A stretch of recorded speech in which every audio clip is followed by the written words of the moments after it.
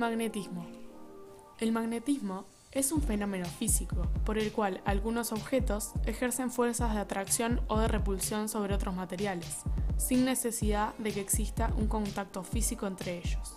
Estos objetos se llaman imanes y están compuestos de hierro, níquel o cobalto. Todo imán tiene dos polos, un norte y un sur. Al igual que sucede en las cargas, los iguales se repelen y los diferentes se atraen. Al partir un imán, se obtienen dos imanes, cada uno con su norte y su sur.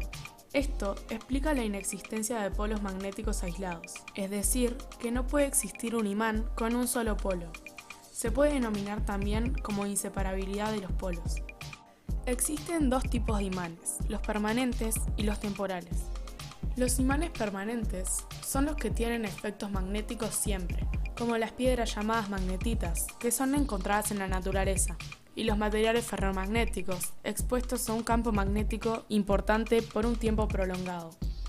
Los imanes temporales son aquellos elementos ferromagnéticos que se magnetizan en presencia de un campo, pero al quitarlos del campo pierden sus propiedades magnéticas. El hierro, el níquel y el cobalto son elementos ferromagnéticos. Estos elementos son fuertemente atraídos por los imanes, ya que se magnetizan y hacen al campo magnético más intenso. Sin embargo, existen otros tipos de sustancias. Un ejemplo son las sustancias paramagnéticas. Estas sustancias son débilmente atraídas por los imanes, ya que no se magnetizan en presencia de un campo magnético. Ejemplos de estas sustancias son el aluminio, el magnesio, el sulfato de cobre, el mercurio, entre otros. Por último, tenemos las sustancias diamagnéticas. Estas se magnetizan débilmente en el sentido opuesto al campo magnético del imán. Por esta razón, estos materiales son repelidos por los imanes. Como ejemplos de esto, tenemos el grafito, el oro, la plata, el plomo, el cobre, el agua, el cloruro de sodio, entre otros. Todo esto ocurre porque los imanes generan en el entorno que los rodea un campo magnético. El campo magnético se representa con líneas de campo, que son cerradas y no se cruzan. Además, salen del polo norte y entran por el polo sur de un imán. El campo magnético se representa con la letra B y su unidad es el tesla. El norte de una brújula apuntaría al sur del imán y se orientaría tangente a las líneas de campo. ¿Por qué el hierro es atraído por un imán? Como ya sabemos, las cargas eléctricas en movimiento crean un campo magnético. Cada átomo puede tener su propio campo magnético debido al constante movimiento de los electrones en torno al núcleo. En ciertas regiones, en el hierro, los campos magnéticos de los átomos se orientan en un mismo sentido. A esto se le llama dominio magnético. Sin embargo, al estar todos los dominios magnéticos en diferentes sentidos, se anulan entre sí. Pero, con la presencia de otro campo magnético más intenso, los dominios magnéticos se ordenan todos en el mismo sentido, el sentido del campo más intenso. Los campos magnéticos ordenados dan lugar a un polo norte magnético y un polo sur magnético, haciendo que la barra de hierro se comporte como otro imán y sea atraído por el primero. Además, hace aumentar su campo magnético. Campo magnético creado por corrientes. Las líneas de campo creadas por corrientes eléctricas son círculos concéntricos con I. El sentido lo determinamos con la regla de Ampère de la mano derecha. Dicha regla indica que si ponemos el pulgar de la mano derecha en el sentido de la corriente, los otros dedos que rodean al conductor indicarán el sentido de las líneas de campo.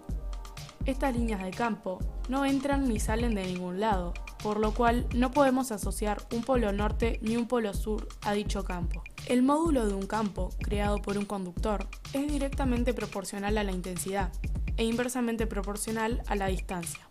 Por lo tanto, cuanto mayor sea la intensidad, mayor será el valor del campo, y a mayor distancia, disminuirá el valor del campo en la misma proporción.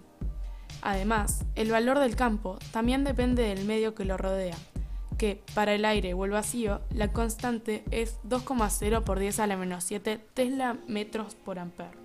El módulo de un campo magnético creado por un conductor se puede calcular como constante por intensidad sobre distancia.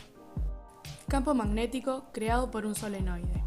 Si un solenoide tiene un núcleo ferromagnético, se comportará como un imán, con un norte y un sur en sus extremos. A esto se le llama electroimán.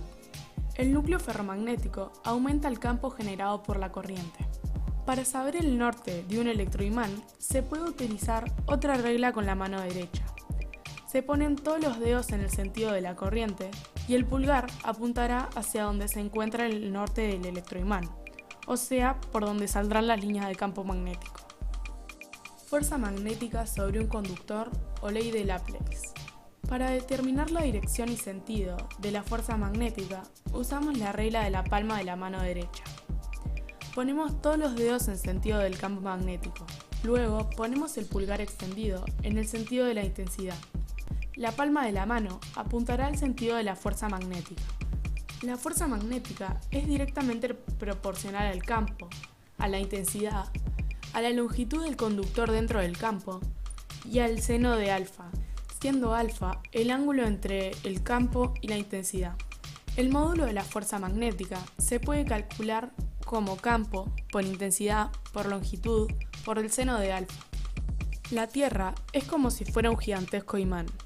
En el polo norte geográfico se encuentra el polo sur magnético y en el sur geográfico el norte magnético.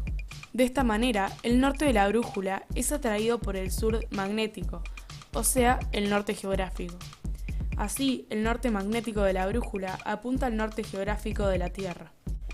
Si se deja girar libremente una aguja magnetizada, esta se orientará igual que una brújula, o sea, en el sentido del campo magnético creado por la Tierra, que en Uruguay vale 2,0 por 10 a la menos 5 Tesla.